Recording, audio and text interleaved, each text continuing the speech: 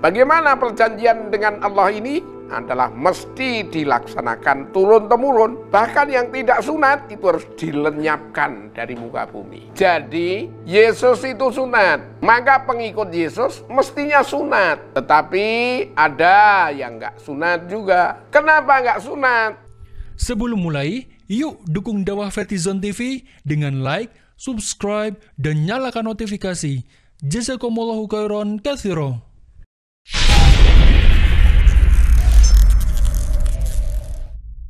Assalamualaikum warahmatullahi wabarakatuh. Waalaikumsalam warahmatullahi wabarakatuh. Alhamdulillah wa syukurillah wa nikmatillah. Nikmat sehat, umur, iman wal Islam, wassalatu wassalamu ala Rasulullah Nabi sallallahu alaihi wasallam. Qala Allah Ta'ala fil Qur'anil Karim, A'udzu billahi minasyaitonir rajim. Bismillahirrahmanirrahim. Al-haqqu min rabbik wala takunanna minal mumtarin. Alhamdulillah, para pengurus, para ustadz-ustadzah, santriwan-santriwati yang saya hormati, saya banggakan dan dirahmati ilahi. Pada kuliah berikutnya ini adalah mengenai kontradiksi masalah sunat. Materi ini adalah khusus bagi para santriwan-santriwati Kristologi Islami, bahwa mengenai masalah sunat, ini orang Jawa bilang sunat itu artinya diislamkan, pengislaman. Karena sunat ini adalah salah satu cara toharoh untuk laki-laki. Karena laki-laki apabila buang air kecil, khususnya itu beberapa air akan tertahan pada kulit atau di dalam kulit alat kelamin laki-laki.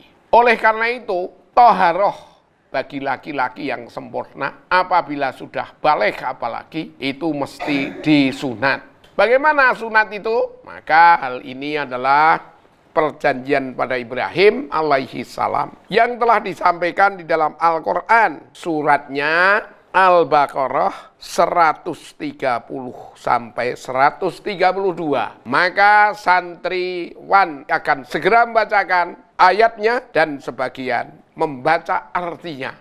Maka dipersilahkan membaca ayat Quran ini. Dipersilahkan.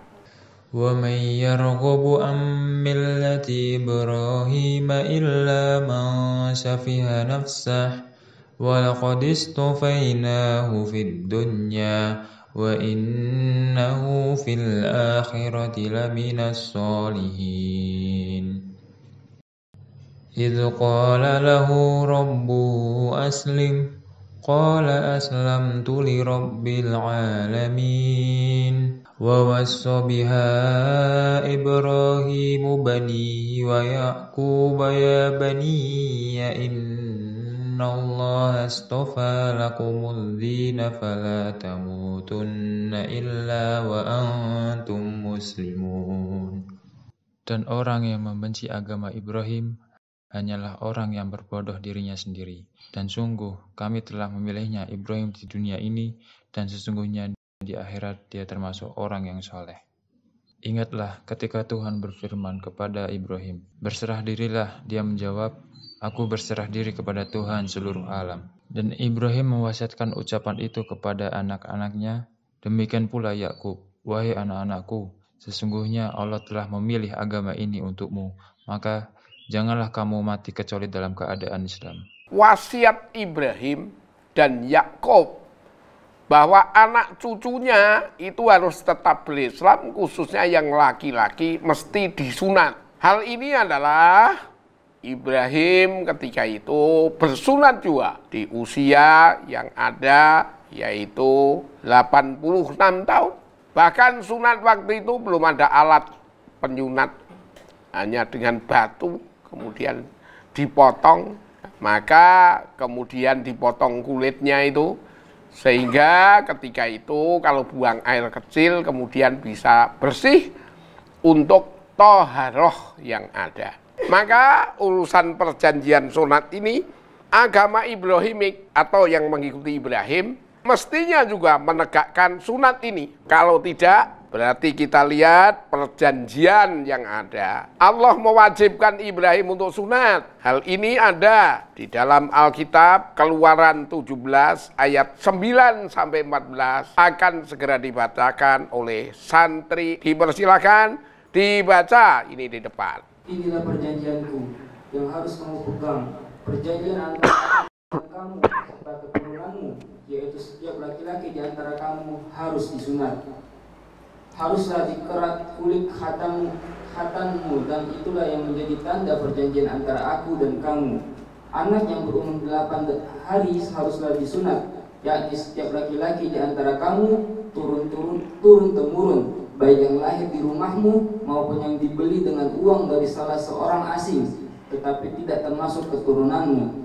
Orang yang lahir di rumahmu dan orang yang engkau beli dengan uang yang harus disunat, maka dalam dagingmu lah perjanjianku itu menjadi perjanjian yang kekal.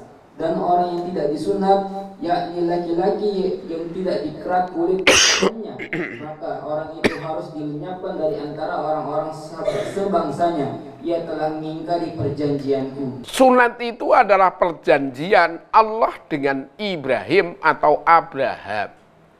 Setiap laki-laki harus dikerat kulit khatannya. Itulah sunat. Nah, bagaimana perjanjian dengan Allah ini? Adalah mesti dilaksanakan turun-temurun. Bahkan yang tidak sunat itu harus dilenyapkan dari muka bumi. Ini di kitab terdahulu telah disampaikan demikian kepada Ibrahim. Maka sunat ini hukumnya wajib. Hal ini disampaikan dalam Kejadian 21 ayat 4. Silakan dibaca kembali. Kemudian Abraham menyunat Ishak, anaknya itu, ketika ia berumur 8 hari, seperti yang dipintakan Allah.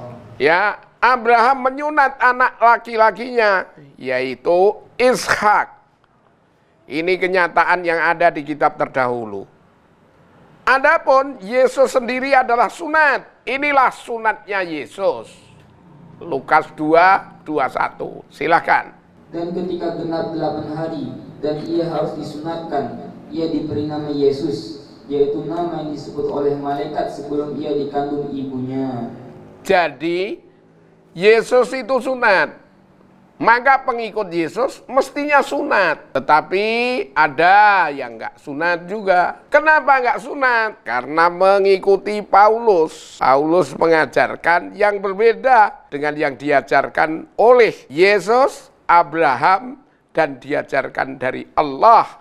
Maka Paulus melarang sunat. Ini ada di ayat-ayat sebagai berikut. Silahkan dibaca Galatia 5:2-5. Sesungguhnya aku Paulus berkata kepadamu, jikalau kamu menyunatkan dirimu, Kristus sama sekali tidak akan berguna bagimu. Sekali lagi aku katakan kepadamu, siapa yang menyunatkan dirinya, bahwa ia wajib melakukan seluruh hukum Taurat. Kamu lepas dari Kristus. Jikalau kamu mengharapkan kebenaran oleh hukum Taurat, kamu hidup di luar kasih karunia. Sebab oleh roh dan karena iman kita menantikan kebenaran yang kita harapkan. Jadi ayat ini dari Paulus mengatakan bahwa tidak sunat kalau mau selamat mendapatkan ampunan dari Yesus. Maka dikatakan sesungguhnya aku Paulus berkata kepadamu, jikalau kamu menyunatkan dirimu, Kristus sama sekali tidak akan berguna bagimu. Maka pengikut Kristus yang ada, yang benar itu adalah sunat, sedang pengikut Paulus yang benar adalah tidak sunat. Maka kita bisa berhadapan dengan teman Katolik atau teman Kristen, tanya sunat apa tidak sunat. Nah, berikutnya yang taat kepada Yesus, Yesus sunat apa tidak sunat? Sunat. Ini adalah kenyataan yang harus kita pelajari untuk kita dalami. Selanjutnya disampaikan juga di 1 Korintus 7:18-19. Silakan dibaca. Kalau seorang dipanggil dalam keadaan bersunat, janganlah ia berusaha meniadakan tanda-tanda sunat itu. Dan kalau seorang dipanggil dalam keadaan tidak bersunat, janganlah ia mau bersunat. Sebab bersunat atau tidak bersunat penting. Yang penting ialah menaati hukum-hukum Allah. Ya, padahal hukum Allah memerintahkan bersunat. Jadi kalau tidak sunat, mentaati hukum apa tidak? Nah, ini adalah kenyataan yang ada. Maka kita harus mencintai Tuhan Allah dengan segenap akal, budi, jiwa, raga, dan kekuatan. Selanjutnya, ini adalah disampaikan juga di dalam ayat ini, yaitu Roma 2 ayat 29. Silakan dibaca. Tetapi orang Yahudi sejati ialah dia yang tidak nampak keyahudiannya, dan sunat ialah sunat di dalam hati, secara rohani, bukan secara hurufiah. Maka pujian baginya datang bukan dari manusia, melainkan dari Allah. Inilah sunat hati. Nah, ini adalah orang-orang yang mengikuti Yesus, itu padahal Yesus sendiri disunat, yaitu kulit khatannya. Dan perjanjian dari Allah juga kulit khatannya. Maka bagaimana? Siapa yang sebenarnya taat kepada Yesus? Ini adalah perlu kita teliti. Dalam hal ini juga kita baca Filipi 3 ayat 4-11. Dipersilahkan. Sekalipun aku juga ada alasan menaruh percaya pada hal-hal lahiriah, jika ada orang lain menyangka dapat menaruh percaya pada hal-hal lahiriah, aku lebih lagi. Disunat pada hari ke-8 dari bangsa Israel, dari suku Benyamin, orang Ibrani asli, tentang pendirian terhadap hukum Taurat, atau aku orang Farisi, tentang kegiatan aku penganiaya jemaat, tentang kebenaran dalam menaati hukum Taurat, aku tidak bercacat. Tetapi apa yang dahulu merupakan keuntungan bagiku, sekarang kuanggap rugi karena Kristus. Malahan segala sesuatu yang kuanggap rugi karena pengenalan aku akan Kristus Yesus, Tuhanku, lebih mulia daripada semuanya. Oleh karena itu, dialah aku telah melepaskan semuanya itu dan menganggapnya sampah, supaya aku memperoleh Kristus dan berada dalam dia, bukan dengan kebenaranku sendiri karena menaati hukum Taurat, melainkan dengan kebenaran karena kepercayaan kepada Kristus, yaitu kebenaran yang Allah anugerahkan berdasarkan kepercayaan. Yang kuhendaki ialah mengenal dia dan kuasa kebangkitannya dan persekutuannya dalam penderitaannya, di mana aku menjadi serupa dengan dia dalam kematiannya, supaya aku akhirnya beroleh kebangkitan dari antara orang mati. Demikian mengenai kontradiksi masalah sunat. Bolehkah sunat? Apa boleh tidak sunat? Sunat apa tidak sunat tidak penting. Yang penting sunat di dalam hati. Ini adalah pemikiran yang ada di Alkitab. Maka siapa yang taat kepada hukum Allah, siapa yang taat kepada Yesus, yang sunat apa yang tidak sunat, ini kita melihat kenyataan yang sesungguhnya. Oleh karena itu, perjanjian dari Allah Subhanahu wa Ta'ala bagi umat Islam yang menepati janji dari Ilahi mesti bersunat, karena sunat itu adalah salah satu di antaranya kesempurnaan untuk toharoh. Demikian kita mari mengikuti Allah, mengikuti Rasul, mengikuti para nabi, khususnya juga mengikuti Yesus agar kita selamat dunia akhirat. Maka pertanyaan jalan yang benar, ihdinas siratal mustaqim, jawab yang pasti, siratal ladzina an'amta alaihim ghairil maghdubi alaihim waladdallin. Amin. Dipersilakan dibaca Qur'annya dengan artinya. Surat Al-Fatihah tersebut. Dipersilakan dibaca. Bismillahirrahmanirrahim. Alhamdulillahi Rabbil alamin. Ar-Rahmanir-Rahim. Maliki yaumiddin. Iyyaka na'budu wa iyyaka nasta'in. Ihdinas siratal mustaqim. Siratal ladzina an'amta 'alaihim ghairil maghdubi 'alaihim waladdallin. Demikian, jika ingin hidup dengan benar, maka baca, fahami suratul Fatihah itu. Dan kalau ingin jalan benar, itu jalannya orang-orang yang telah diberi nikmat, yaitu para nabi.